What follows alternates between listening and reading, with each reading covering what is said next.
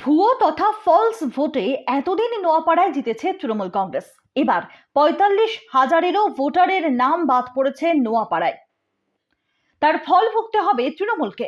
২০২৬-এর বিধানসভা নির্বাচনের টিকিট পেয়ে বৃহস্পতিবার সন্ধ্যায় নীলগঞ্জের মন্দিরে পুজো দিতে গিয়ে এমনটাই জানালেন নোয়াপাড়া বিধানসভা কেন্দ্রের দাপুটে বিজেপি প্রার্থী অর্জুন সিং।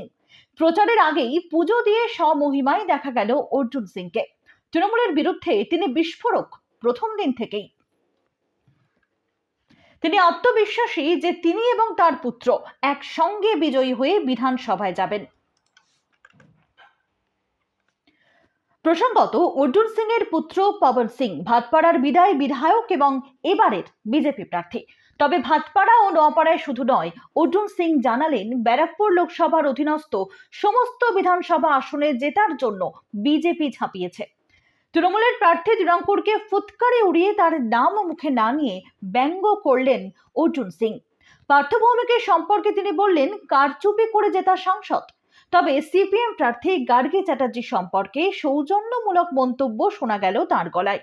নিজের জয়ের সম্পর্কে আত্মবিশ্বাস ঝরে পড়ল ভাটপাড়া থেকে টানা 4বারের বিধায়ক এবং 2019 সালের লোকসভা নির্বাচনে ব্যারাকপুর কেন্দ্রের জয়ী সাংসদ অর্জুন সিং এর গলায়। তিনি এও জানিয়ে গেলেন, রাজ্যে এবারে ক্ষমতায় আসছে ভারতীয় জনতা পার্টি।